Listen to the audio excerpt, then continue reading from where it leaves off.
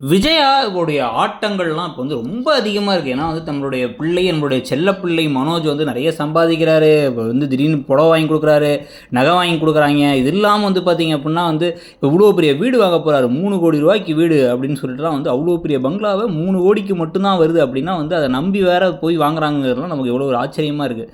அது மட்டும் இல்லாமல் அதுக்கு வந்து நியூமராலஜியெல்லாம் பார்த்து ரோமையா ரோமையா அப்படின்னு பேரெல்லாம் வச்சு இந்த காமெடிகள்லாம் பண்ண போகிறாங்க. இதுக்கு நடுவில் கனடாவில் வந்து ஜீவா வேற வந்துட்டாங்க.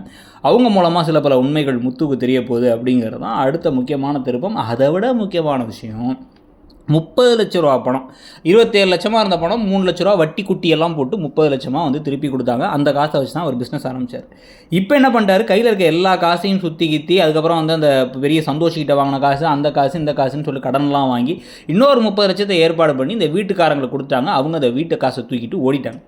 ஸோ இப்போ அந்த வீடு ரெஜிஸ்டர் பண்ண போகும்போது தான் வீடு அவரது இல்லை அப்படிங்கிறது தெரிய வரப்போகுது. 30 லட்ச ரூபா நஷ்டமாயிடுச்சுங்கிறது தெரிய வரப்போகுது. இப்போ ஏற்கனவே 30 லட்சத்தை வாங்கி நம்ம அண்ணன் எல்லாத்தையும் வந்து செலவு பண்ணிட்டாருங்கிறது வந்து முத்துவுக்கு தெரிய வரும்பொழுது பலார்னு விட போகிறாங்க. இதில் முக்கியமான விஷயமே என்னென்னா, இதில் ஃபஸ்ட் டைமாக ரோகிணி தப்பிக்கிறதுக்கான வாய்ப்புகள் மிக மிக மிக மிக மிக குறைவு. ஏன் அப்படின்னா, ரோகிணி முதல்ல வந்த 30 லட்சமே எப்படி வந்துச்சு அப்படின்னு சொல்லி சொன்னாங்க. அது 30 லட்சம் கூட சொல்லல, 10 லட்சத்தை ஒழிச்சு வச்சுட்டு 15 லட்சம் எங்கள் அப்பா அனுப்பி வைக்கிறாரு அப்படி இப்படிலாம் கதை விட்டாங்க. அது எங்கேருந்து வந்துச்சு அப்படின்னு கேட்டால், எங்கள் அப்பா வந்து மலேசியாவிலேருந்து அனுப்புனார், ஜெயிலுக்குள்ளேருந்து அனுப்புனாருனாங்க. இப்போ அப்போ அப்படி இல்லை, ஜீவா தான் கொடுத்தாங்கன்னா மலேசியா அப்பா 10 பைசா கொடுக்கலங்கிறது தெரிய வரும்பொழுது நீயும் சேர்த்து என்னை ஏமாத்திருக்கேன்ட்டு ஏற்கனவே ஒரு விஜயா கழுத்து நெரிக்கிற மாதிரி வந்தாங்கல்ல.